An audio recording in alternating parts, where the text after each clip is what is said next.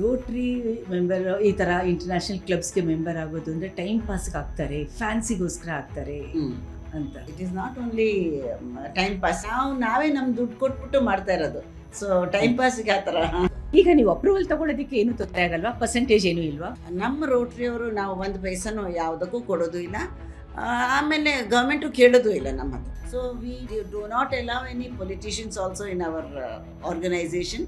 ಸರ್ಕಾರದಲ್ಲಿ ಫಂಡ್ಸ್ ಇದ್ರೂ ಕೂಡ ಬಳಸ್ಕೊಳ್ಳಲ್ಲ. ಇಲ್ಲಿಂದ ಅವ್ರು ಬರೆದು ಪರ್ಮಿಷನ್ ತಗೊಳ್ಬೇಕು, ಅದಕ್ಕೆ ತುಂಬ ಟೈಮ್ ಆಗುತ್ತೆ. ಅಷ್ಟು ಟೈಮ್ ವೇಟ್ ಮಾಡೋಕ್ಕೆ ಯಾವ ಪೇಷಂಟ್ಗೂ ಇರಲ್ಲ. ಅದಕ್ಕೋಸ್ಕರ ನಾವು ಪ್ರೊವೈಡ್ ಮಾಡ್ತೀವಿ. ನಿಮ್ಮ ಥರ ಸಂಸ್ಥೆಗಳು ಟ್ಯಾಂಜಿಬಲ್ ಕೈಂಡ್ ಆಫ್ ಆಕ್ಟಿವಿಟೀಸ್ಗೆ ತುಂಬ ಸಪೋರ್ಟ್ ಮಾಡ್ತಾರೆ. Vocational training for transgenders, so that we bring in equity with them.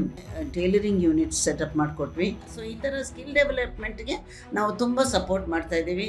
ಕೈವಾರದ ಹತ್ರ ಕೇಳಿರ್ಬೋದು, ಪಾಲಾರ್ ರಿವರ್ ಅಂತ, ಅದು ತೀರಾ ಒಣಗೋಗಿತ್ತು. ಮಿರಕಲ್ ಅಂತ ಹೇಳ್ಬೋದು. ಒರಿಜಿನಲ್ ಡ್ರೈ ಆಗೋಗಿತ್ತು, ಇವಾಗ ಫುಲ್ ನೀರು ಬರೋಕ್ಕೆ ಶುರು ಮಾಡಿದೆ.